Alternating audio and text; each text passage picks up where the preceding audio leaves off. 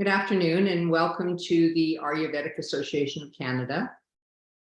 We have a webinar on women's health this afternoon.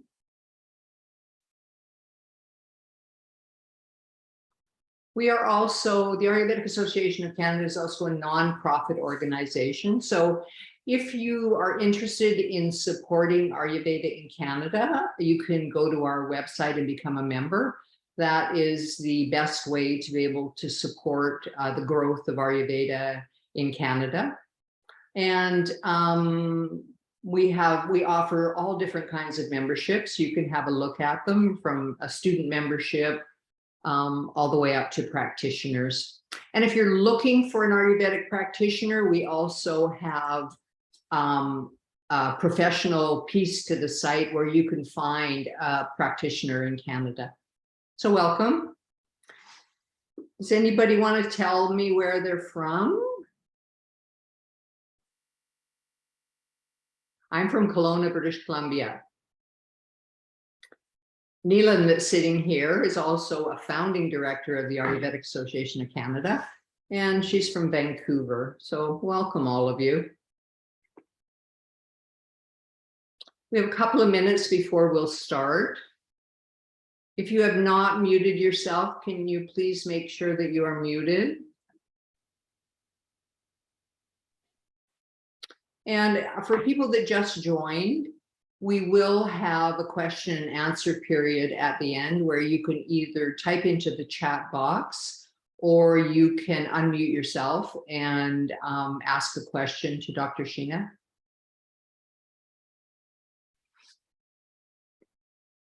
So our topic this evening is women's health, which is a very important topic. As Dr. Sheena said in the little piece that she sent me on her presentation, women are the center of creation of Mother Nature. And we need to look after ourselves. And I think many times in this new age, women do not honor themselves and look after themselves the way nature had meant for us to look after ourselves. The modern world has changed that in many ways, and I'm sure that Dr. Sheena will address that. And Ayurveda has many profound ways and many supportive ways for us to be able to get back in tune with how nature wanted us to live and still be able to live in the modern world. As we can't go back 3,000 years and live that way anymore, but we definitely can incorporate many concepts of Ayurveda into our lives to have healthier lives and, more balanced hormones. And Dr. Sheena will speak of all of that. And also it's the fall equinox today. So what an auspicious time to be talking about women's health.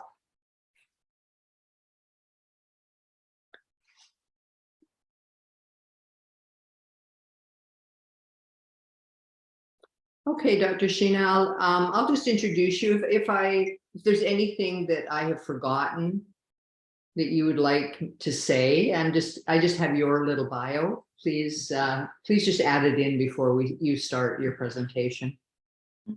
So I know Sheena as Dr. Sheena from Kerala Ayurveda because she's one of my teachers, and she's an accomplished Ayurvedic clinician and educator for more than 20 years. She was educated and has a bachelor's degree in medical science from the Mahatma Gandhi University in Kerala.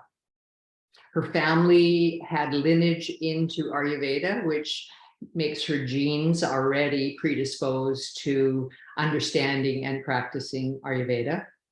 And she's been in the US since, did you say 2016, Dr. Sheena? Yes, Erica, yes. Since 2016, working with Kerala Ayurveda and Academy. So welcome, Dr. Sheena. I'm looking forward to your presentation. All of us will turn our cameras off except you until the end of the presentation, and then we'll have a question and answer. So it's all yours. Thank you. Thank you so much, Erica, for the wonderful introduction. And thank you so much, Ayurvedic Association of Canada, for giving me an opportunity to be a presenter during this webinar. And I'm so glad that on this beautiful day, like we all are here, we gathered here, sharing our knowledge, sharing our wisdom with each other. And I'm so glad that I'm seeing a lot of participants, and in some parts of Canada and in some parts of United States, especially the East Coast, it's 7 o'clock, 7 p.m. So I'm sure that you all might have finished your dinner. And in California, it's pretty early. It's just 5 o'clock, so we still have time. And the topic, when Erica is my dearest student, and I know her for, I think, for the last 3 years. And she's a wonderful, beautiful soul. And I really like her. She's my favorite student. And Erica is, she's a real genius, I would say, an Ayurvedic, born to be an Ayurvedic practitioner. So you are blessed. In Canada, you have an association where you can gather, you can share your wisdom, and a good number of Ayurvedic community, Ayurvedic members are there in Canada. And I'm so happy about it, because this science is 5,000 years old, an ancient science, which is originated on the banks of River Indus in India. Everything was written in scriptures like Vedas. And from the Vedic period until this modern technologies world, we are not losing the essence. We are holding the essence of Ayurveda as such, and we are propagating this science, this highly profound, all-encompassing science, diet, lifestyle, then herbal suggestions, body work, rasayana, vajigarana. It's like, this is such a divinity, and this science is a divine science, and we are so blessed that we got an opportunity to be a part of this science, right? And I will never call Ayurveda as a medical science, because it's a life science. It's for everyone. It's for all the living organisms of the world. It's not limited with the human beings. So let's come to our topic today, women's health in Ayurveda. So when Erica asked me whether I can do this webinar regarding this topic, and I was so happy, because we are going to take care of ourselves, right? The women community in the world. And you all know about the challenges women are facing in this world, right? And the importance of supporting her, the importance of nourishing her, nurturing her, right? And I'm so glad that you all are here today. And if you have any questions, you can ask me the questions after I finish my topic. So let's begin our discussion tonight. A woman, you all know about a woman, the description about a woman. There are different kinds of explanations or descriptions regarding women in different, cultures, and as part of different communities, or as part of different literature. The definition of a woman. It's so beautiful. Woman represents the beauty. Woman represents power, and woman represents love. So we are actually a combination of all these, right? The woman Shakti, or the Nari Shakti. Shakti means the power. So woman or women, they are the center of innovation of this mother nature, right? So woman or the Nari Shakti, the Shakti is the power. Shakti is the power, or the mother of creation, or the mother of civilization. From Anadikalam. Anadikalam means from the time of the creation of the universe until now, woman is the main part of the mother nature. And we call this nature as mother nature, right? So only the mother can take care of the world. Only the mother can hold the world in her hands. I'm also a mother. And today is my daughter's star birthday. And I'm so happy that I am representing many women today regarding the health. So when we talk about women's health, it encompasses everything in a sense, the balance as well as the imbalances. Woman goes through different phases in her life. From the time of birth until death, she goes through different phases in her life. And these phases are always controlled by hormones. Most of the time, these hormones are controlling her emotions. The hormones are controlling her day-to-day life, right? So it's inevitable to maintain the balance. And since she is doing different roles, multiple roles in her life, like day-to-day life, she's more prone to develop imbalances. She's more prone to develop stress and poor nourishment. So nourishment is, sometimes we think that nourishment means like, okay, we are having all type of food, we are eating like 4 times or 5 times a day. Then why do we talk about poor nourishment? Nourishment means the enrichment of our body, supporting our body and the mind. How much we are providing to our system, both physically, psychologically, and spiritually. That's what nourishment means according to Ayurveda. So let's move on to the first slide. Healthy women, healthy world. It's a very popular slogan, right? The propagation of a species is a basic aim of nature. In the multiplication of a race, women has a pivotal role to play. Women experience unique healthcare challenges and are more likely to be diagnosed with certain diseases than men. As we know, the health of families and communities are tied to the health of women.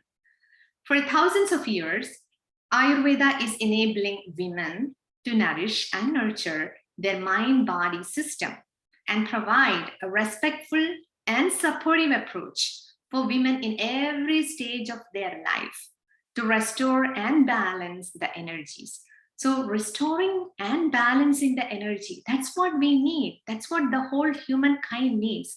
But we have to focus more on women, because most of the time, women, they don't take care of themselves.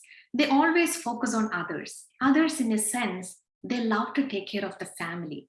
A woman has multiple roles in her life. She's a mom, she's a daughter, she's a sister, she's a friend, she's a wife, she's a girlfriend, she's a grandma. She plays different roles, and she can beautifully, perform all these roles beautifully and successfully in every single day. So in short, she does multitasking, but a woman can do that. But the only one drawback is most of the women, they don't really take care of themselves. They always focus on their family, they always focus on others, they love to take care of the whole society, the entire community. But at the time when it comes to think about themselves, think about their health, they postpone it due to different factors or many factors. So we have to support the women. So what Ayurveda says, or what Ayurveda can provide in supporting a female. Why is women's health so important? At each stage of a woman's life, there are important preventative healthcare steps to follow in order to provide early detection of medical problems. Many women may neglect healthcare exams for a number of reasons. However, in the end, it comes down to whether or not you wish to make yourself a priority.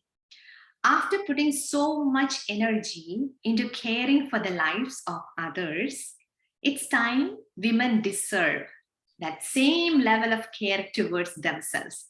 So it's the responsibility of the family, it's the responsibility of the community, it's the responsibility of the country, the nation, to take care of the whole women, because they are the cornerstones of the family. They are the cornerstones of the entire society. So it's everyone's responsibility to protect and support the women. And many women in different parts of the world, they have been subjected to many disadvantages. They're not provided with the care. They're not provided with the support. They are financially struggling. They don't have any support from their family or from the community or from the country. So many governments, they are neglecting the women. Nobody is supporting many women in the world. A woman is not a reproductive machine. She is not created to entertain men. She's not created to be like a sexual pleasure. So woman, the definition of woman is much, much beyond that. Now, our journey begins from the time of birth. So Ayurveda has specific guidelines to take care of a baby girl from the time of birth, how we can take care of the baby. So there is no discrimination between a baby girl and a baby boy. So when a woman is planning to have a baby, planning to conceive, she never thinks that, okay, I want only a baby girl, baby boy. If it is a baby girl, I don't want. Nobody thinks like that. Maybe some communities or some families, they inject something, like, okay, they need a baby boy to take care of take care of the parents or to be a breadwinner of the community. But that story is done. Those days are gone. Now this is, now the days are ours because we are the power, right? So Ayurveda, Anadikalam, from the beginning of the universe, from the creation of the world onwards, the Purushan and Prakriti, the combination of these two energies, the unlimited amount of energy, when they combine, the creation begins, right? So a woman has a major role in the part of this universe, the creation of the entire cosmic world. That's what even Ayurveda is saying. So at the time of the birth, when we come to know that the baby is a baby girl, our journey begins. So first, number one, gentle actions. So when you are carrying the baby or when you touch the baby, when you are being with the baby, all your actions should be very, very gentle, because from the time of birth, the baby girl, the girl's body is more vulnerable to, to develop dosha imbalances or the energy imbalances. Because throughout her journey, throughout her life, hormones, the female hormones are having major role in implementing balance and causing imbalances. So every action from the time of birth onwards should be very, very gentle. So when you are talking to the baby, you have to talk very gentle and in a melodious and in a soft way. When you take the baby, you have to take with a gentle care. Then using soft words, like when the mamas talk to their babies, of course, they talk like very gentle and soft, soothing way. But others in the family, especially the elder, like grandma or, like the dad, they should also be like the mom. They should also use soft words. Don't quarrel in front of the baby. Sometimes there'll be like indifferences. And many women during the postpartum, they have depression. So out of depression, if they are, they are shouting in front of the baby, that affects the psychological development of the baby, because the baby has emotions, baby has fear, baby has anxiety. And all these babies are like adult human beings, but the difference is they cannot express their emotions like us. So every action should be very gentle, soft touches and care, very gentle, very soft touches. Then gentle music, playing a very gentle music. Girls, especially girls, they love music. They love to dance. And you have seen girl kids carrying the doll, and just like the mama, they'll be taking care of the doll, right? So they love to sing lullabies to their dolls. So that motherly feeling that happens from the time of birth onwards. So gentle music, playing gentle music in the room where the mother and the baby are there. So you have to play like Carnatic music. In India, we play soothing Carnatic music. So that calms down the mind of the girl. So she will never develop any PMS or the premenstrual stress, or she never develop any hormonal imbalances during her puberty. So all these are related to the pituitary gland of the brain. So this rhythm, the rhythm from the music can create a positive vibe, or that has the positive vibration which enhances the neurotransmitters of the brain of the baby. Then oil massage, limiting the access to the baby. So it's a custom in India that when a baby girl or when a baby is born, a lot of people are invited to the family to see the mom and baby. In fact, that causes a lot of health issues to the mother and the baby, because we have no idea what type of infection these people are having, whoever is coming to visit the baby, right? So it's always ideal, according to Ayurveda, limit the access to the baby. So the mom and baby should be rested in a room where only a few family members are allowed to go, like her mom, like the baby's grandmom, dad, or other elderly women in their family who can take care of the mom and the baby. So otherwise, people from outside, like guests, like relatives, they're not supposed to enter the room where the baby and the mom are. So limiting the access. And another thing is, many girl babies are exploited sexually. So sometimes what happens, some relatives, like if there are many people in that house, when people visit to see the baby and mom, sometimes some people, they lift the baby, they carry the baby and they roam around. We don't know, because things are not always good, right? So to protect the baby, to prevent the baby from some, some molestation or some kind of like harm, so try not to allow any relatives or anyone coming and being with the baby without our attention. So always a baby girl needs attention. Then fumigating, then only massage and bathing in herbal decoctions. That's one of the most important Ayurvedic thing. Many people are coming to Ayurvedic Vaidyas, but many people are inquiring about the baby massage oil. And of late, I'm seeing that the number of people coming to us regarding the baby care, regarding the woman care, it's increasing like every month. Now, a lot of people are influenced by Ayurvedic principles, and they want to have a, like a very good health. They want to have well-being throughout their life. So they're coming to, Ayurveda.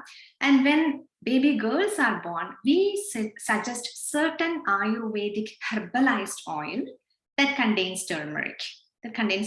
Because turmeric is having a specific property that prevents the hair growth, the excessive unwanted hair growth of the body. And not only that, it has an antiseptic property.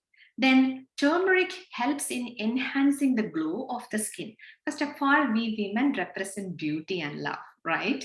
So this enhances the glow, it enhances the aura, it enhances the beauty of the baby girl. But we avoid using the same oil for the scalp, because for the scalp we need thick, voluminous hair, right? So we avoid oil that has turmeric to be applied on the scalp. You can apply it on the body, not on the scalp. And we suggest coconut milk. So coconut milk taken from the roasted coconut. So the fresh shredded coconut, we can roast it in a pan and then squeeze it. You will get the coconut milk, the fresh coconut milk, and that coconut milk is applied all over the body of the baby. It is unctuous in nature, it is very natural, and there won't be any skin issues. Even if there is a mosquito bite, the baby's body won't be having any anti-reactive action due to the due to the secretions from the mosquito's body. So to prevent the allergic reactions, we always recommend coconut milk application during the initial days after the birth. Then herbal decoctions. Instead of the plain water, we always recommend herbal water or herbal decoctions. So we suggest triphala, or we suggest nalpamara. Nalpamara means it has 4 ficus trees bark to boil it and make the decoction. And that decoction is used for bathing the baby.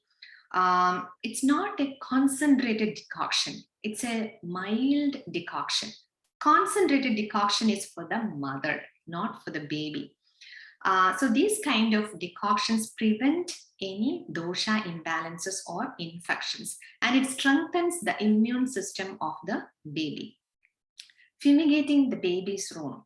So to prevent any infections or some microorganisms in the room due to continuous exposure, we use natural herbs for fumigating the baby's room.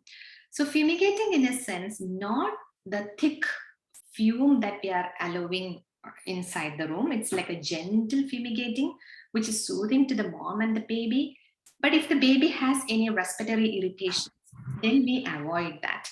So usually we suggest neem, we suggest some resins like gugulu, frankincense, then turmeric, tulsi or the holy basil, dried holy basil, then ixora, then jasmine. All these can be used for fumigating the baby's room.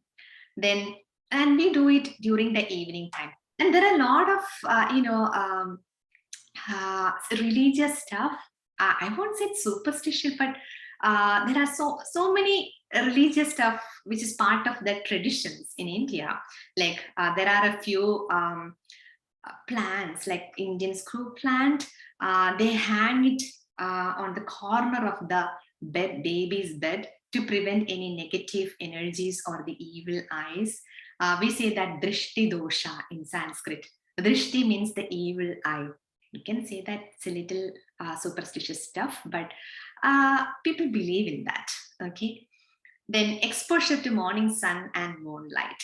So morning sun means the baby sun rays, early morning sunlight. So exposing the baby to the baby sunlight so that, you know, the neonatal jaundice. Many babies are developing neonatal jaundice. So this sunlight helps to break down the bilirubin content of the blood. And not only that, the baby gets the natural vitamin D2. Then comes the moonlight. So both of these, sunlight and moonlight, they're having two entirely different properties, right? Sunlight is more Ushna in nature. Moonlight is more Shita in nature. So moonlight is similar to our Ojas.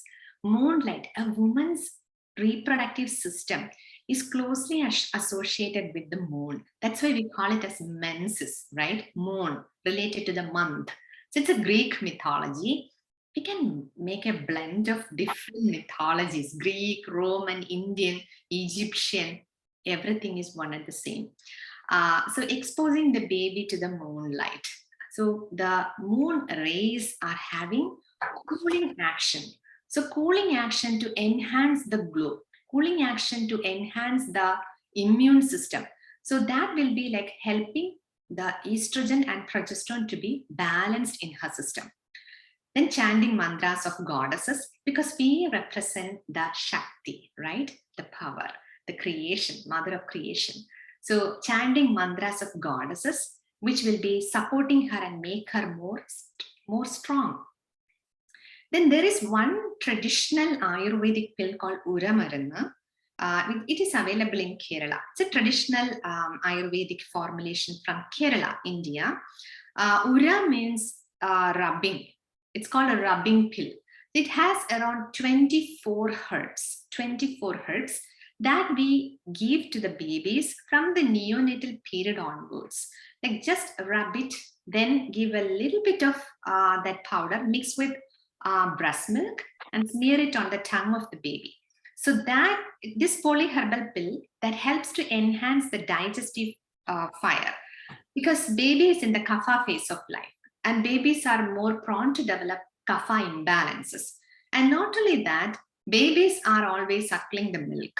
So the milk should digest. So to prevent the abdominal colicky pain, we recommend Uramarana as a traditional formulation, irrespective of the age group, like from the time of birth onwards until the baby turns 1 year.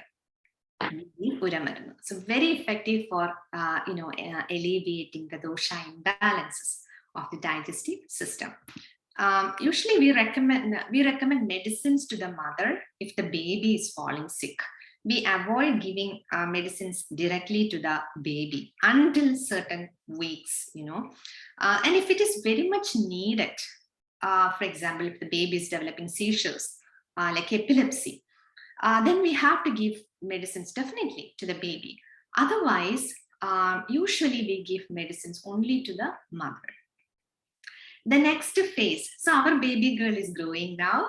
Baby girl starts developing the puberty changes in her body. Now she's entering the next major phase, that is the reproductive phase. We call it as menarche, right? Menarche. And you can see the picture. It's a tradition in India. I think it's throughout India, they follow this, but very popular in a southern part of India, especially in Tamil Nadu and all. They very beautifully, such a beautiful ceremony where they bathe the girl, on the 7th day, 5th day or 7th day. It's just like a marriage ceremony. And nowadays, girls are kind of like, they're very reluctant. They say that, oh, this is, my friends will make fun of me. I don't want to do that. But as parents or as relatives, we love this ceremony because, it's the time we all are gathering and we are respecting and we are considering the girl as a goddess. And at the time of menarche, we have to provide some Ayurvedic care to prevent menstrual imbalances, to strengthen her reproductive system, to regularize her menstrual cycle.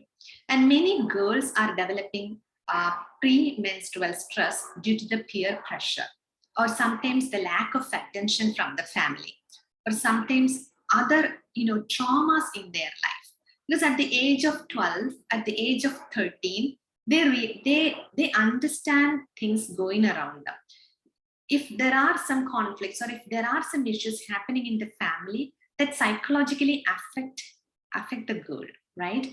So that will be reflecting in the form of some menstrual imbalances. And they develop severe stress, severe anxiety, and depression prior to the cycle and during the cycle. And eventually, that will end up in irregular menstruation, amenorrhea, lack of menstruation, heavy bleeding, etc., etc. So we have to start all the preparations earlier. It's not just from the day one of her menarche we are doing, but once we start noticing that the girl is developing the puberty changes, we have to prepare her body. So cutting down all the junk food, or providing her only the nutritious food, and applying some oil on her body, especially during the weekends, and providing her warm food, suggesting her to drink more liquids, more juice, more fruits. So these are the preparation that we need to do much earlier. Then educating the girl. So usually the children in the family, especially girl kids, they love to look at their mamas. They love to see how the mamas are dressing up. They love to see others going and coming, and they ask questions. And sometimes they ask, from where I came. So that time we have to, if they're too early to understand things, but still we should tell them that, okay, you came from my own body. So educating the child, the importance of taking care of herself, the importance of the reproductive system, the importance of taking care of her own reproductive system, and what is bleeding, what is menstrual bleeding, what is vagina, what is the body parts. So you have to educate her, educate the the child when she is around 7 years or 8 years of age. Then share the basic information when she starts observing the puberty changes. Nowadays, a lot of books are available. Books with a lot of cartoon pictures, how you are going to be a woman. There are a lot of books. I have seen books, and I bought books for my daughter when she was 9 years old. So she was reading that book. Sorry. So she was reading that book. So that's more easier than explaining everything to her. They can read the books. And there are pictures, the differences between the male body and the female body. What are the changes we observe? Why we are developing hairs in the armpit? So these are all like a lot of question marks in their mind, right? So provide them some books. Prepare her to relax during the menstrual cycle. So sometimes we think that the menstruation is a curse, right? So it's a taboo. But always, educate your daughter. Educate the girl that menstruation is a blessing. It's a blessing. It's not a curse. So sometimes some of my clients, girls, they come to me because of the absence of menstruation, like amenorrhea. They may not be menstruating for 6 months or 7 months, even though they had proper normal menstruation before. So when they come, they tell me that, I am happy that I'm not having menstruation, but my mom, she really wants me to have it. I don't like it. I have a lot of cramps when it comes. It's a horrible thing. I don't like it. But we have to explain why we are having this menstrual cycle every day, how our body is cleansing our system every month. So men, they have to take herbs, they have to take some medicine for cleansing their system. But for females, our own system is cleansing all the dirt every month. So it's a 28-day cycle. And how this is representing our beauty, how this menstrual cycle is enhancing our own wisdom, and how we are going to be representing the entire woman community when we are menstruating, So we have to educate, we have to share only the positive side of menstruation to the girls, to our daughters. So they never think that menstruation is a curse. And just in case if they're not getting their cycle in a month, they will be like, oh, why it is not happening? Then they will ask, okay, can I take some sesame seeds? Can I take some jaggery? How do I get my cycle? So they should wait to welcome the menstruation. So we have to educate girls like that. Giving her light food, well-cooked warm food and nutritious food. So providing her the nutritious food than giving her some processed food which has a lot of sugar in that, or leftover food which is more cold and tamasic in nature. We have to teach them some breathing techniques like alternate nostril breathing, some relaxing techniques, applying some essential oil, or putting some essential oil on the pillow while going to bed, that calms down the mind. So how we can make ourselves more relaxed during the menstruation? So through the diet and through the lifestyle. So lifestyle includes like the gentle exercise or gentle stretches, and eating all the meals at the right time, and having more warm and well cooked soft food which is easily digestible, how to prevent the gas formation, how to prevent the migraines. So these kind of like preparations we have to start from the beginning. Then including fruits, then ghee, the importance of ghee, then more liquid. Some girls, they don't like to drink water at all. So, they have to drink more fluids, otherwise they'll be dehydrated. Depends upon the amount of blood they are losing every month. They have to include more fluids, more nutritious food, more iron-rich food, more calcium-rich food. So that is supporting the whole reproductive system. Then avoid Abhyanga for 3 days. So since we all are like Ayurvedic communities, we know the importance of doing Abhyanga every day, right? So during the initial 3 days of menstruation, we have to avoid Abhyanga, because when we do Abhyanga, we do massage. There are some strokes. The body is very delicate during the first, second, and third days of menstruation. So when we apply the body when we do the body massage, sometimes that causes dosha imbalances, and our body won't be able to withstand the heaviness of oil. So then there will be some clogging or stagnation, and we lose appetite. Most of the girls and women, they experience anorexia, or they experience lack of appetite during the initial days of menstruation. So the chances of indigestions are more. So we suggest them to avoid Abhyanga during the first 3 days of menstruation. And if the mens stops on the 4th day, or just tapers it down, or it's only sporting until the 5th day, then they can start doing the Abhyanga from the 5th day onwards. Even on the menarche time, we avoid any massage on the first 3 days. Using sandalwood paste, turmeric, mung bean powder, coconut milk instead of soap. So it's a combination of a few herbal powders, like using the sandalwood, then turmeric, mung bean, the mung bean flour or the powder. So mix it with coconut milk. So it's a very good nourishing paste. So instead of soap, that helps to, it has a natural scrubbing property. It is very good for any kind of skin issues. It prevents any dryness or roughness, antiseptic, and it has a very good fragrance also. So that soothes the mind and calms down the mind, and it enhances the skin texture. Gentle breathing exercises, very gentle breathing exercises during the first 3 days. Then avoid menstrual cups. So nowadays I'm seeing that many girls started using menstrual cup, and those are using menstrual cup, they are developing some kind of pain also, because when we use these menstrual cups, we are causing an obstruction in the movement of the vata. When they grow a little older, depends upon their menstrual cycle, they can use it.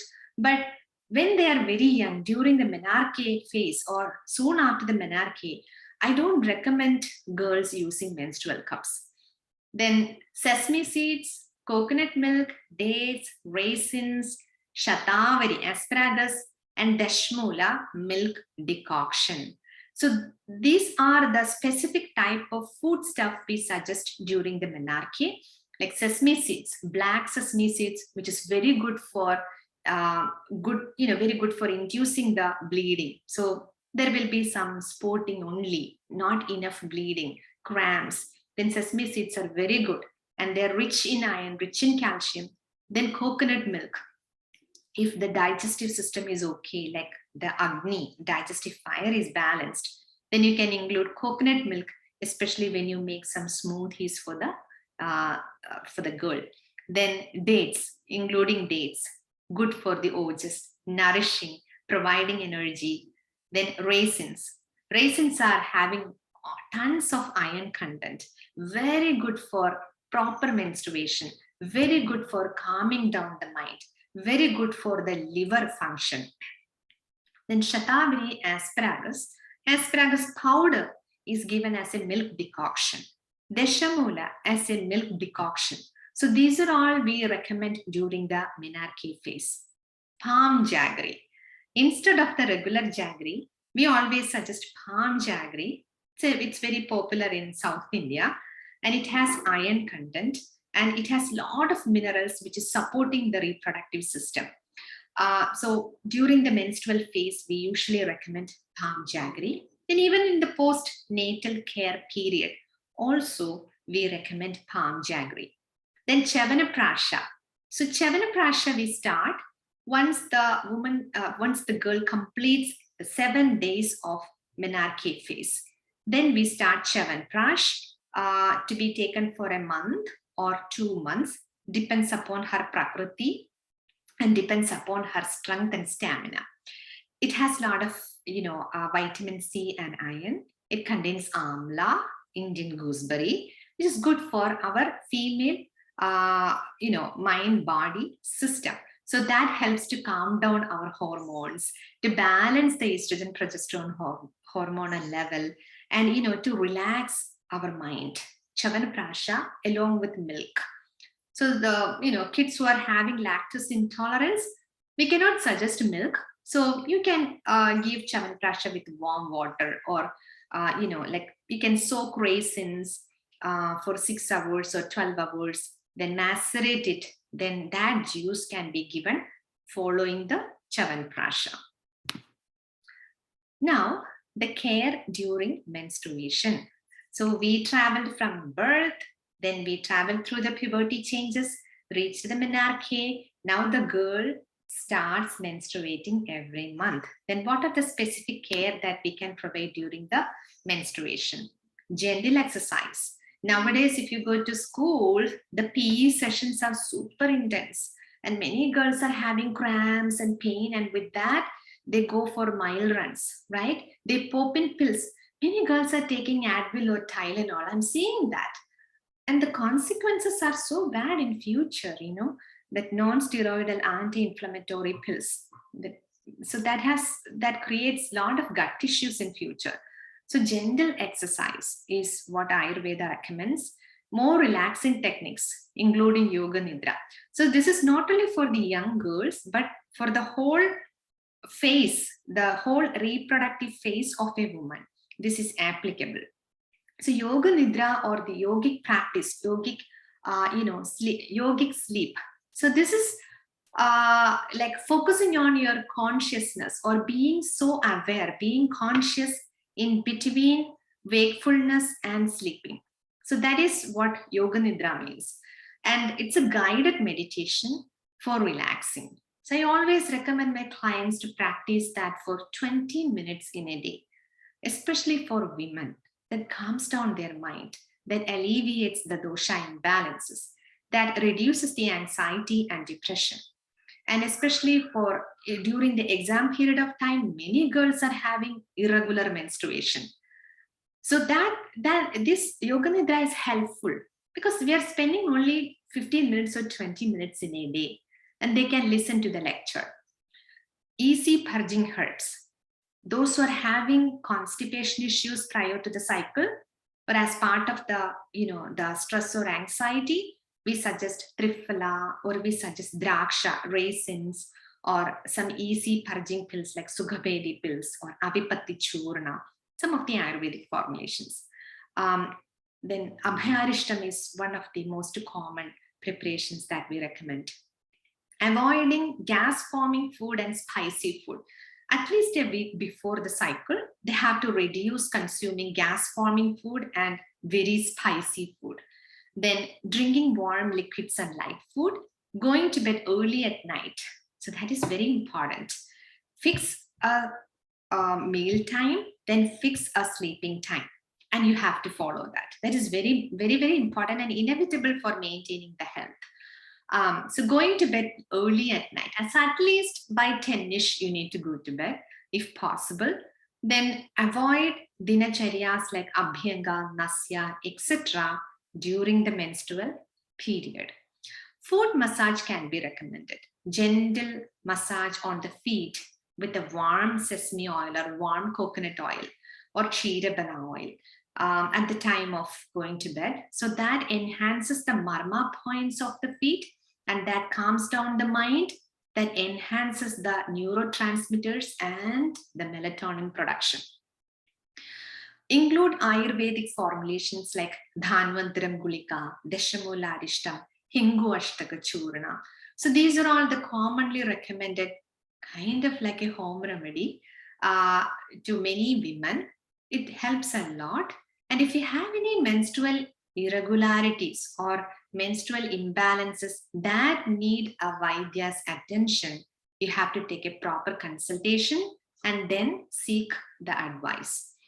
Spices like cardamom, cumin, coriander, fenugreek, ginger, bay leaf, cinnamon, saffron, etc. can be included in the form of teas or in the form of, when you cook, you can add these spices, very less to moderate amount. Then ginger plus jaggery to reduce the cravings. Many women suffer from cravings before their menstrual period, right? Especially sugar craving.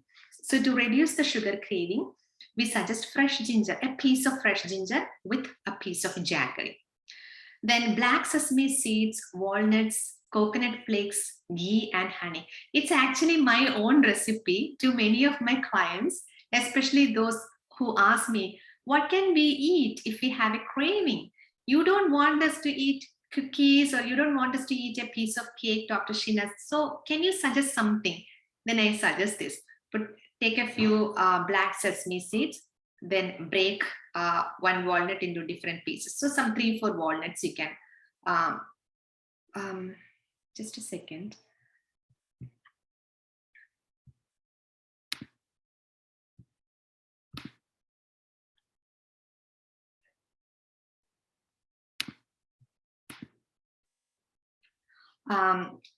Erika, can you see the slide now? Yes, I could all along. Okay, thank you, because there was some glitches in the middle. Okay, thank you. So, this is a kind of like a dessert.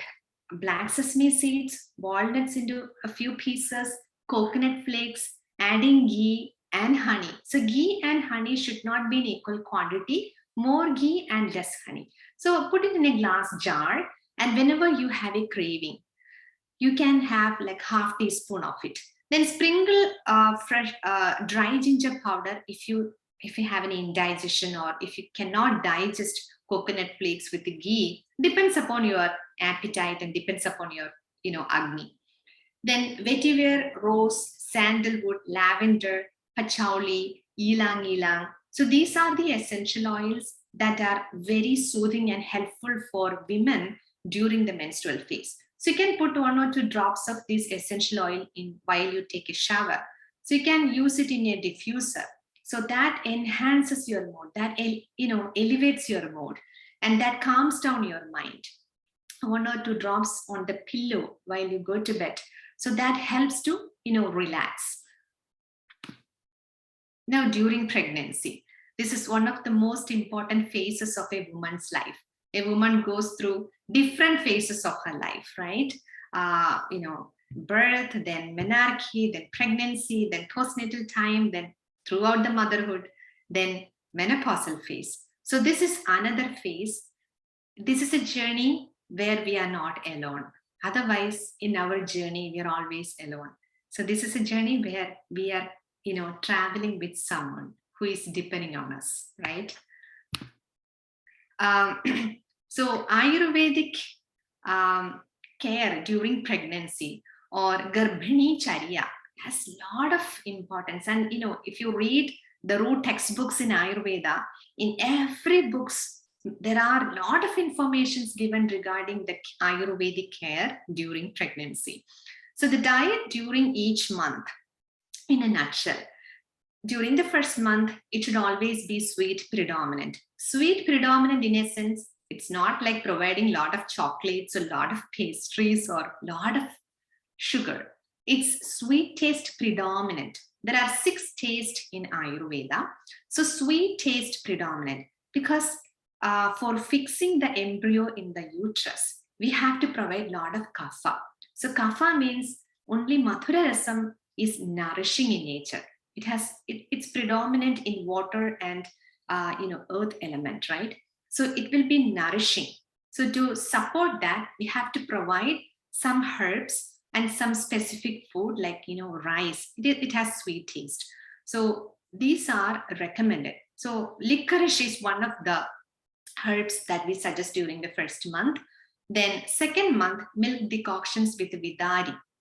Vidari is Ipomia digitata or Yashti Mathu, licorice. Either one of these you can use. Then third month, more green leafy vegetables, well cooked.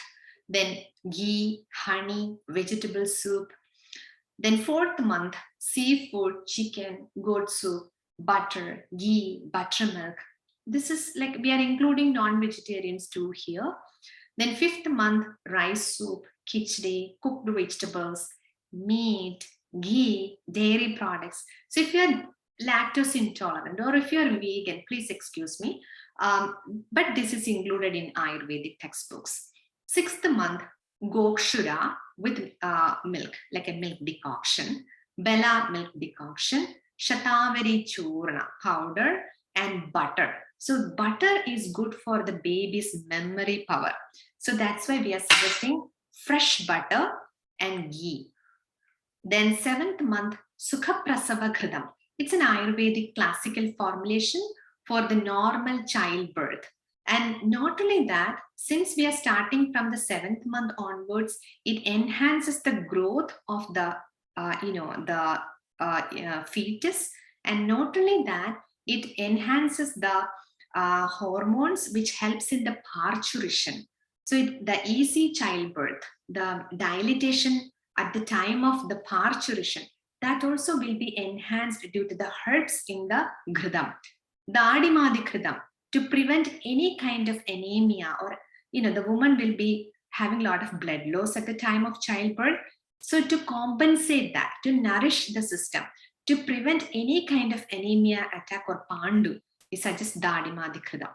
And that that enhances the hair growth, that enhances the bone growth of the fetus. Then 8th month, rice cooked in ghee. These are specific suggestions, okay? Then 9th month, yam, jackfruit, beans, shashtiga rice. Shashtiga rice is a special type of rice which is harvested in 60 days. There's a lot of medicinal properties. It is tridoshik, balances all the 3 doshas. Then ghee, butter, meat, dairy, etc. This yam has a lot of phytoestrogens, just like the betel leaves. So it helps in supporting the hormone system of the woman during the childbirth. Then lifestyle suggestions during pregnancy: avoid strenuous work, gentle yoga practices, because the woman has to move, but no strenuous exercise, because the blood pressure should not fluctuate. There should not be any hypercholesterolemia. So she's more vulnerable to develop all these during the pregnancy than gestational diabetes. So they have to move, like a stretching. They need to do some stretching, but not strenuous, but it should be gentle. So gentle yoga practices for the easy movement of the hip joint and the pelvic floor. Then breathing techniques, gentle to moderate exercise, going for walking and going for some doing some stretching exercise. Then regular shower, maintaining the cleanliness, abhyanga, sudation, karnapurana, applying some oil inside the ears, aromatization of the hair. You can see in the picture. So there are some specific herbs like agaru or gugulu or frankincense. We use any of these resins or some herbs, and you can see a vessel. In that we put the coal fire, and in that we put the dravya or the herbs, and that fumes. That fumes are allowed to we let the hair falls down, like after the shower, after washing the hair, and we keep this vessel in a particular distance, not very close to the woman, and that helps to and the fumes are allowed to waft up through the locks of the hair, which will be strengthening the hair, which will be strengthening the scalp and prevent any hair loss. And it is like calming down the mind too. And she's like well taken care of, right? Then maintain proper sleep habits, loose and comfortable clothes, maintaining proper dental hygiene, avoiding sex during the first trimester and last 6 weeks of pregnancy, oil enema from the 8th month onwards. So you need to do this oil enema under the guidance of an Ayurvedic Vaidya with very limited amount of oil. So we suggest specific Ayurvedic oils to be used as oil enema during the last trimester of pregnancy. And if the woman has severe hemorrhoids or something, then we don't recommend it. That helps in the easy childbirth.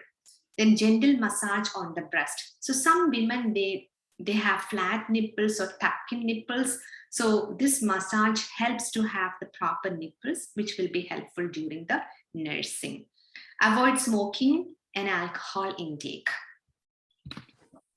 Then the postpartum care. There are a few important factors we need to focus on during the postpartum period. And the Ayurvedic care is mainly for purifying the uterus, then improving the physical fitness of the woman, strengthening her mind, preventing infections and producing sufficient breast milk, boost the immune system. So the postpartum care is for her entire life. So that's not limited with 28 days of treatment or 31 days of treatment. It's for strengthening her physical system, spiritual system, and the psychological system throughout. The whole functionalities of the woman will be enhanced through this postpartum care. So for the first 15 days, we suggest complete rest, no strenuous work, no moving around. Trikadu tea or Trijada tea depends upon her gut for the proper digestion. Cinnamon, cardamom, and bay leaf are together known as Trijada with palm jaggery for cleansing the uterus. Then coriander tea, dry ginger tea, or cumin tea can be suggested to be, she can sip it throughout the day. Yavakshara, it's like an ash produced or a base produced from barley. So that is for strengthening the uterus. 5 grams in hot water. Then broken rice porridge with ghee. If it is a baby girl. If for baby boys, for the mama, we give broken rice porridge with oil, sesame oil. For girls, we suggest ghee. Rice soup, cooked in panchakola churna or panchakola decoction, so to support the gut. Vegetable soup with trikadu powder or panchakola powder or hingu ashta churna. So that also enhances the digestion. Then abhyanga with dhanvantaram oil or bala tailam or pinda tailam based on the prakriti, and if the woman has any imbalances, based on that we suggest any of these oils. Nalpamara, it's an Ayurvedic combination of 4 ficus tree barks.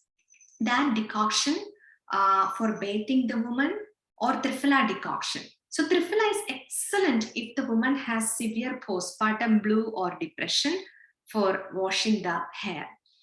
Then Ayurvedic herbal supplements. That's after the consultation, we suggest certain Ayurvedic formulation. So it's like a step-by-step medication for the initial 2 weeks, then the next 3 weeks, then the next 1 month. So it's actually for 2 months or 3 months period. Depends upon the woman. We suggest the Ayurvedic supplements. Then fumigating her room, like the baby's room and the mom's room. It's the same, right?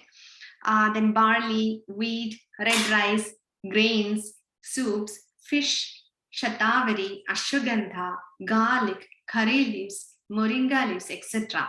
So this meat, non-vegetarian food, we usually suggest the women to avoid for the first 14 days. But it's related to your culture. For those who live in very cold place and so much used to taking meat soup or fish, so we don't restrict that. All depends upon how much your body is adapted to. But we give specific instructions like avoiding deep fried food or avoiding using honey when you bake a meat. So all these suggestions we give. Then belly binding, especially very effective in diastasis recti and to prevent the bulging of the abdomen, to prevent any gas formation soon after the childbirth. So this belly binding is very, very important according to Ayurveda. And we use cotton cloths for the binding. And these are some of the formulations we use during the postpartum period of time. Dashamularishta, Jirakarishta, Draksharishta, Ashokarishta, Dhanvantaram decoction, Dhanvantaram gulika, Pulilehyam, Shatavari gulam, Vidaryadilehyam, Chavanprasha, Dhanvantaram 101 times potentiated oil. So these are some of the examples of the postnatal care medicine kit. The last one, Ayurvedic care during perimenopausal phase and menopausal phase. So after, after fulfilling all the responsibilities in life, we are kind of like tired now, right? So the body is also tired. So the body had already undergone a lot of hormonal changes. Now we are entering a new phase. So the menopause is actually, it's a natural and gradual transition. It's a transition phase between the active ovarian functions and the inactive ovarian functions. So from the reproductive phase, we are entering to a non-reproductive phase. So that is what menopause means. And during the reproductive years, our body was well maintained by estrogen and progesterone. So when we are entering to a phase where the estrogen is limited or not enough supply of estrogen. So the estrogen deficient phase where we enter, we are subjected to a lot of changes that affects our age. That means the changes accelerates our aging process. And that can cause a lot of psychosomatic imbalances in a woman's life. So we have to prepare much, much earlier. It's not just starting all the preparations once we enter the menopausal phase. We can start all the preparations before that. But Ayurveda is not saying that once you reach menopause, you're getting older. We are not getting older at all in any of our lifetime. We are always strong. We are always reminding the whole world that we are part of the Mother Nature. We are representing the Mother Nature. So we are still very strong. We are still beautiful. And I have seen many women, they're getting more beautiful and more powerful once they are in the menopausal phase, because we have done almost all of our responsibilities. Now the years are ours. We're going to do something for ourselves, right? I hope you agree with me. So balanced and nutritious food, providing the guidance for balanced and nutritious food. Add sufficient spices in your cooking. Avoid spicy and fermented food. Eat warm and light food. Cutting down sugar as much as possible. I know many women have cravings, but we have to intentionally cut it down. Then drinking sufficient amount of warm water or herbal teas. Reducing the intake of caffeine and other stimulants. Reducing alcohol and quitting smoking if possible. Because, smoke, nicotine has a like a drawback. I'm not saying that it has a lot of good, has any positive effects in our health. I'm not saying that, but it has a very bad, action in our system, or the harmful action in our system is it causes injuries to our majja dhatu. So that's why, chronic smokers, chain smokers, especially women, they develop early Parkinson's symptoms. They develop early dementia spectrum symptoms because it is damaging the majja dhatu, which is related to the central nervous system. Then reducing alcohol and quitting smoking. Then restorative yoga practices. Restorative yoga practices to balance the vata, to calm down the pitta. Then breathing techniques and meditation. So breathing techniques like Sheetali pranayama, Brahmari pranayama, the humming bee pranayama, Sitkari pranayama, the hissing pranayama. So all these are for calming down the mind, because women develop hot flashes, women develop insomnia, lack of sex drive or low libido, excessive dryness of the vagina, excessive dryness of the whole body, severe anxiety and mood swings. So all these are affecting the quality of life when these women are in their, this climacterium, right? So at that time, that affects a lot of, that affect their physical, social, functional aspects of their life. They are highly into depression. Many women are falling into depression when they are in the menopausal phase. So it's because of the poor quality of life due to the hormonal game, or I would say the play of the hormones. So, the estrogen level is minimized now. So that is causing a lot of, damages to our system. So to prevent that, or to enhance our neurotransmitters or the happy neurotransmitters, we can practice all these breathing techniques. Then some rasayanas. Rasayana herbs or rasayana medicines, according to Ayurveda, they are for enriching our dhadus or the tissues and enhancing our ojas, providing good immune system and preparing our body for the further journey. Then Ayurvedic regimens such as Abhyanga, regular body massage, Nausea, Kabbalah. Nausea is also important, nasal administration of oil to enhance the hypothalamus pituitary ovarian axis. Then Kabbalah, swishing with oil. Karnapurana, application of oil in the ears, which prevents tinnitus. Then Shidodhara, to calm down the mind, pouring oil on the forehead. Shashtika Sweta, application of a rice paste or rice bolus therapy. Matravasti, oil enema treatments. Reducing frequent traveling, especially as part of the job. Many women, they travel. So traveling to different time zones will definitely cause sleep issues and depression or anxiety. So minimize or reduce your travel, or you can switch your roles in the company.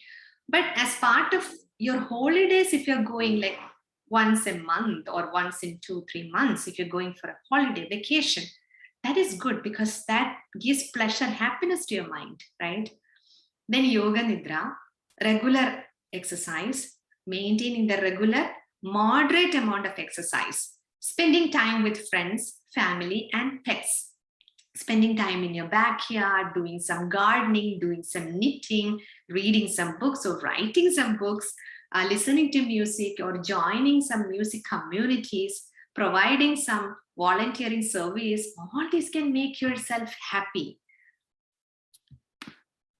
These are some of the herbs that we recommend during the menopausal phase: ashwagandha, shatavari, mandukparni, brahmi, shankpushpi, guduchi, amlaki, yashtimathu, dashmula, triphala, draksha, shariba, that is anandamul. All these are in nourishing the female system. Not only the reproductive system, the entire system can be nourished, replenished with these herbs. Now, I know that you have a lot of questions. Thank you so much for very patiently attending this talk. Erika, can I go to their questions? Yes, please do. And if anyone has questions that they would like to put up their hand for, please do. Oh, we have one already. Okay. There's a few questions in the chat box, mostly just how amazing your presentation is. Thank you. Thank you. I know Annette has a question. Annette, I can answer your question. Thank you. Thank you, Dr. Sheena. This was a wonderful presentation. I have a question regarding the menopausal phase.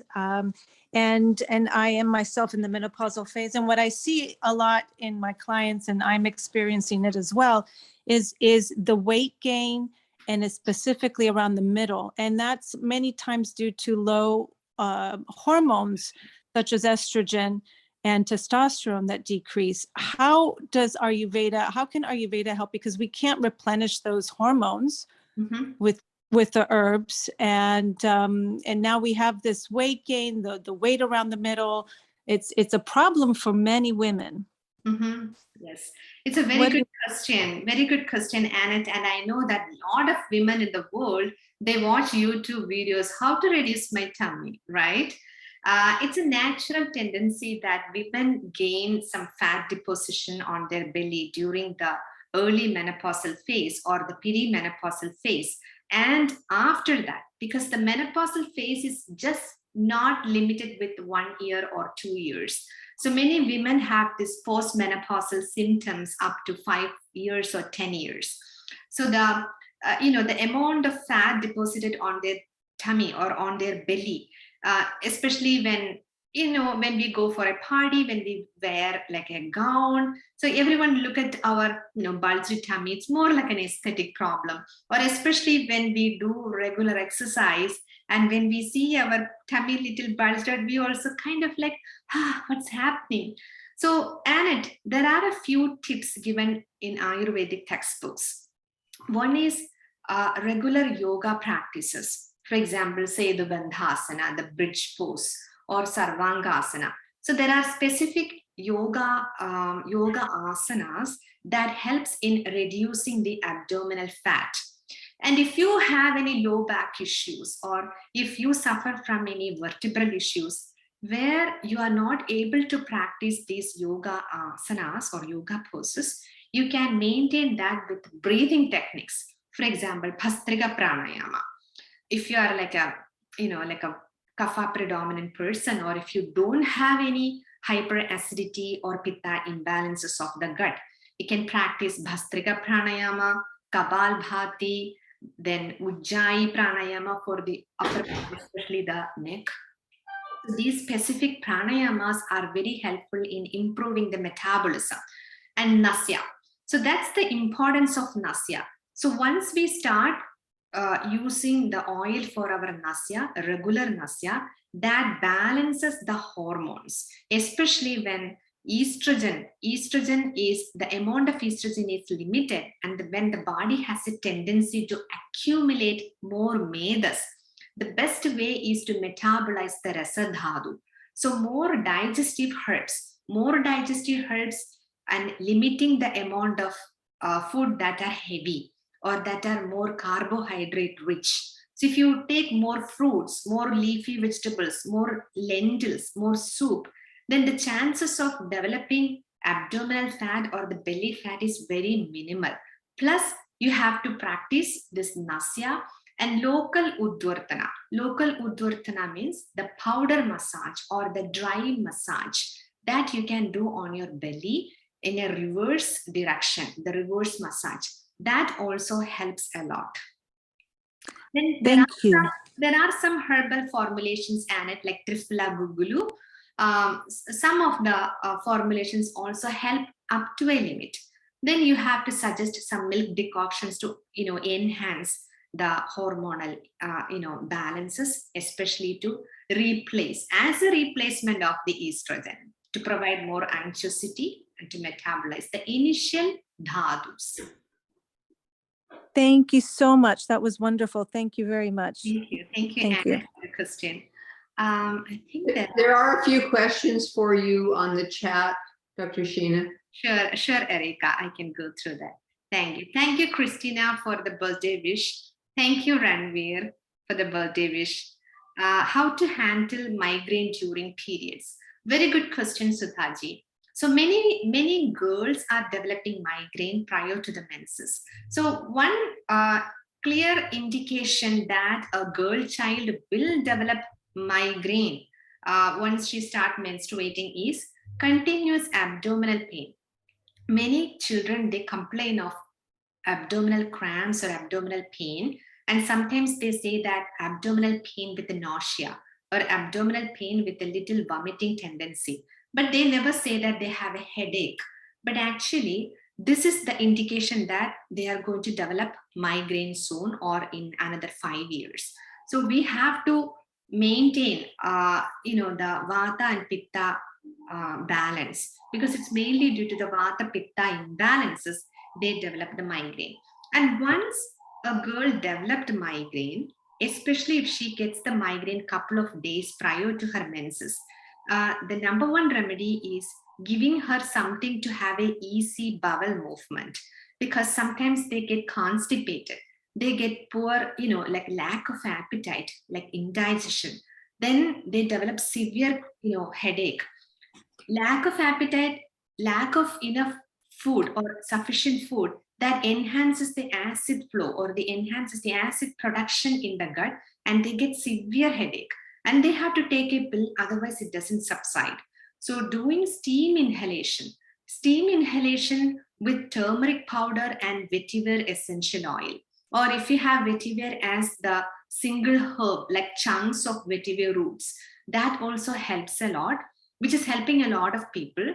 Then applying some oil, especially sandalwood oil, chantanadi thailam, and giving a head massage with plain extra virgin coconut oil, giving a massage for 5-10 minutes and taking a warm water shower, that helps. These are all like precautionary methods. If the migraine is mild, then don't allow the girl to be constipated couple of days before the menses, or if she has a regular pattern of developing migraine, like 2 days or 3 days before, they'll be like psychologically they will be worried, because it's more like a psychosomatic, right? They'll be more anxious and they fear that they get the migraine the next month also.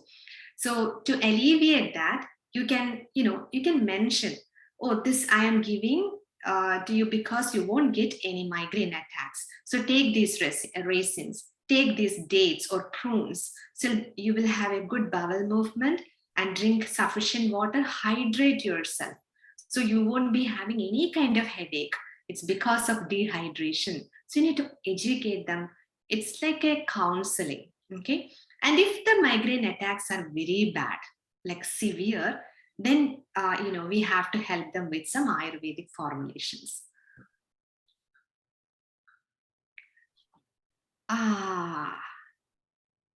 Bella, I'm so sorry. You didn't get all this care during, okay. You still have time. You still have time to take care of yourself. Can we please have such a session for men too? Definitely, Parul, definitely. We are not ignoring them. Just like our menopause, they're also having andropause, and most of the time, men, they don't react. So, we are not knowing that they're having mood swings. We are not neglecting them. Okay, so we can definitely have a session for men too.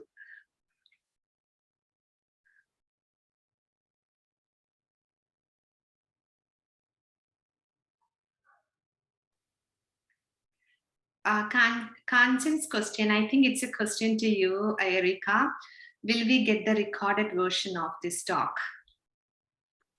Yes, I texted him. The whole version will be on our YouTube channel within a week or 10 days. Okay, thank you so much. There is a question. Could you please repeat the name of the plant you mentioned about warding off evil eyes? Plant that is kept in the corner of the baby's room. So it is called Indian screw plant. We call Edampiri Valampiri. Edampiri Valampiri means the screw. It's just like the screw. In one fruit will be in one direction, the other one faces the other direction. So there are two parts of the fruit, Indian screw plant. So that is one plant that we use usually to prevent the evil eyes or to protect the baby. And there is one more we call Aruda in Malayalam. It's called the its botanical name is Ruta graveolens. Graveolus, Ruta graveolus. So that is also having like a some positive energy that provides, especially when we keep it under the pillow of the mother, the nursing mother. We call Aruda in Malayalam. So Aruda, R-U-T-A, Ruta graveolus. So that's very good for respiratory issues also. Could you talk a bit more about the belly binding as part of the postpartum care? So Neela, it's a custom, it's a traditional custom in Kerala that, we start the postpartum care for the woman from the 3rd day of the childbirth onwards. So if it is a normal delivery, then 3rd day onwards, we can do that. Otherwise, from 5th day, if it is a cesarean session, then we wait for 7 days to 10 days. Depends upon the, the health of the woman, because we have to apply oil, doing Abhinda, doing some portly treatments, providing some, some decoctions. So, so we wait.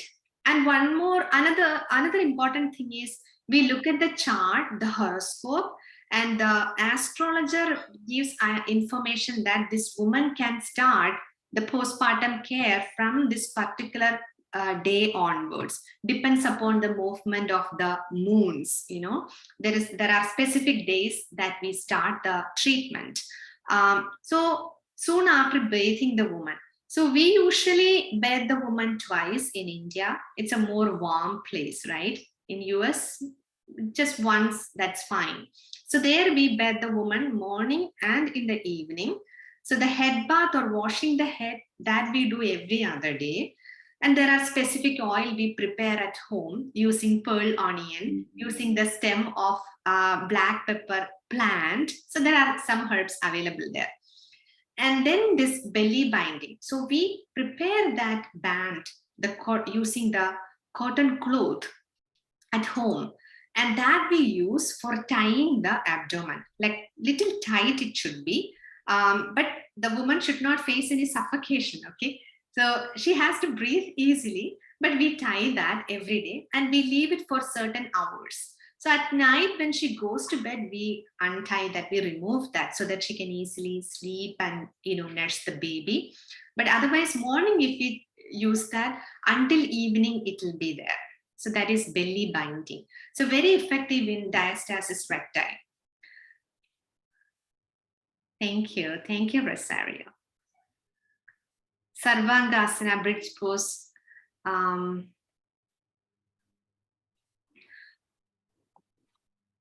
the other one, the asanas that I mentioned. Okay, there are a lot of asanas we can do for reducing the belly fat, Christina.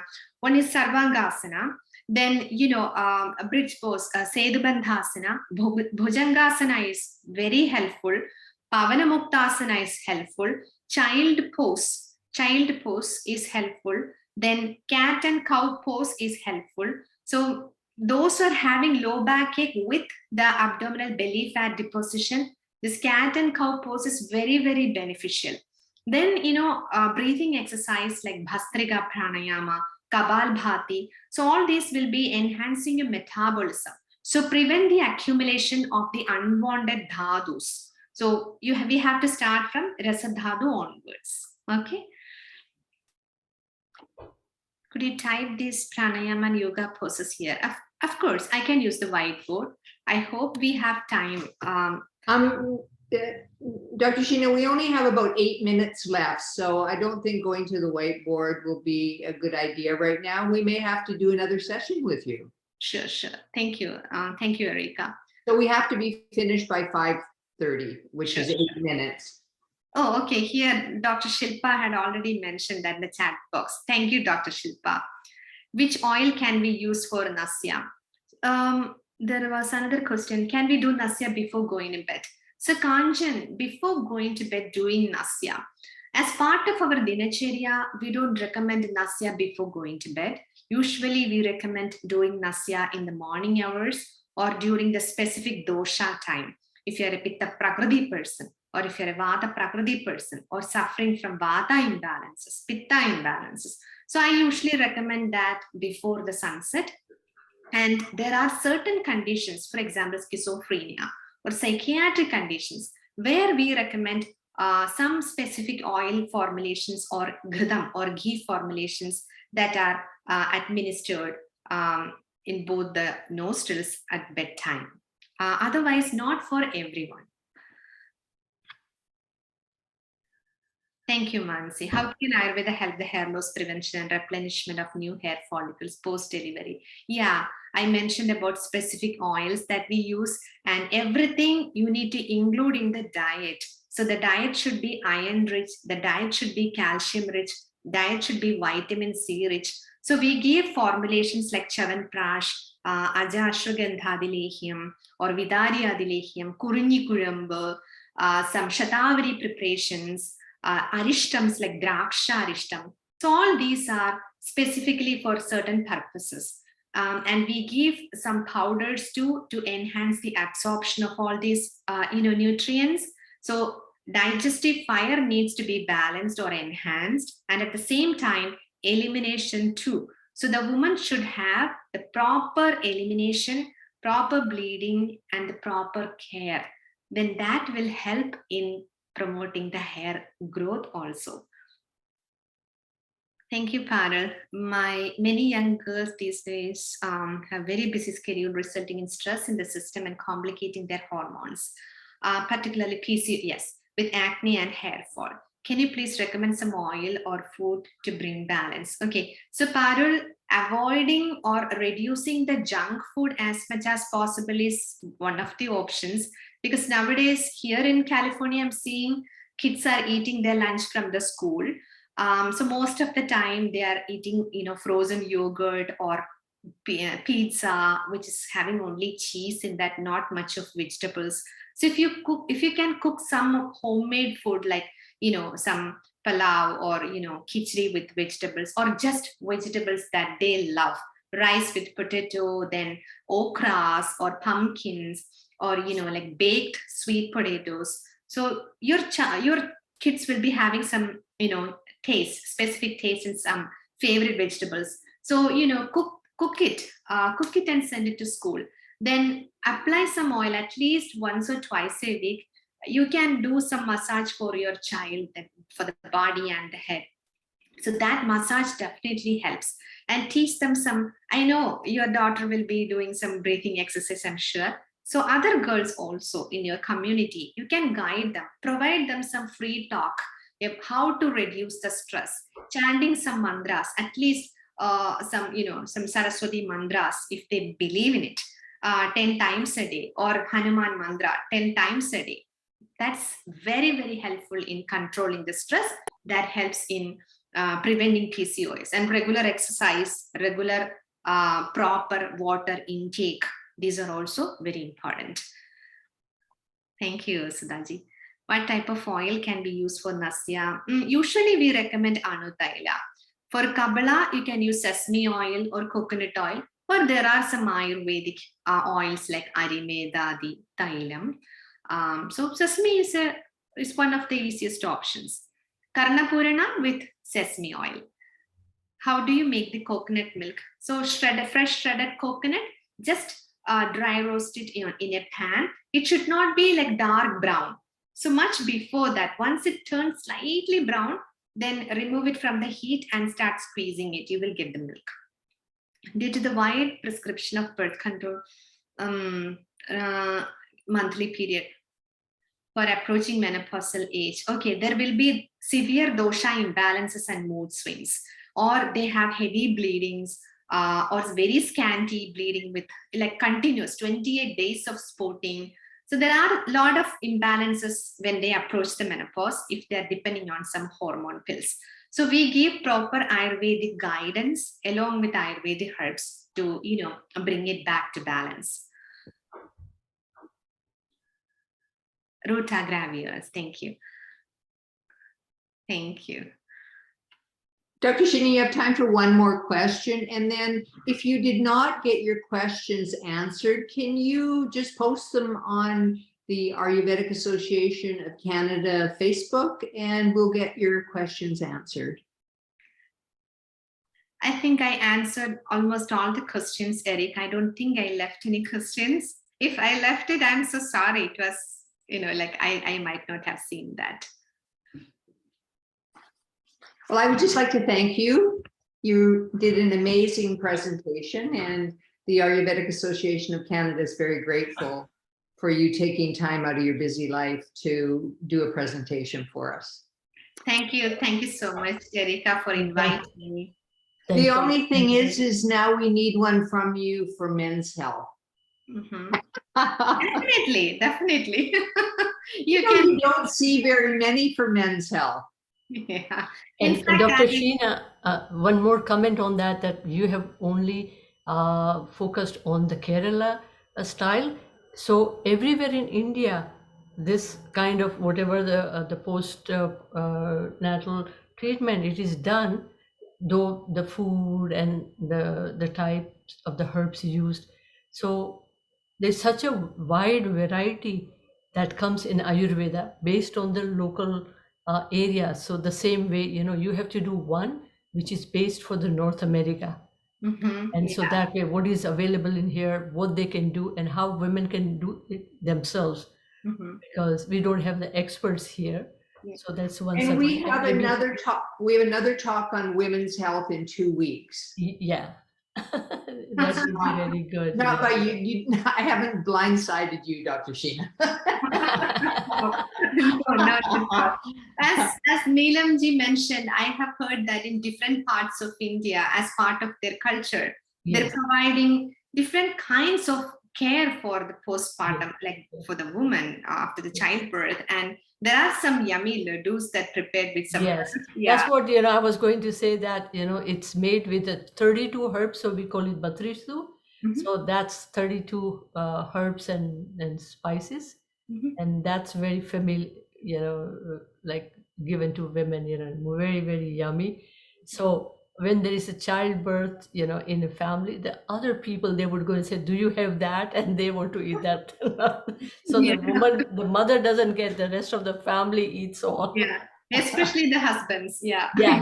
I do remember that. My mother used to send me all the time, those ones. Yes. Yeah. Well, thank you very much. It's 5:30. And thank you so much. This recording will be on our YouTube channel within the next week or 10 days. And again, thank you, Dr. Sheena. And we look forward to having Dr. Sheena very soon for another session. Yeah. And if you'd like to join us in the Ayurvedic Association, please do. Yeah, we definitely want to spread the word of Ayurveda. Definitely, Erica. Thank you so much. Once again, thank you all for being a part of this webinar today. Thank you. And happy birthday to your daughter. Take care. Thank you. Thank you. Thank you. She was attending this webinar for half an hour. Then she has a class, so she left. Thank Oh, you. Thank you. thank you. Good night. Good night. Thank Everyone, you. good night. Thank you.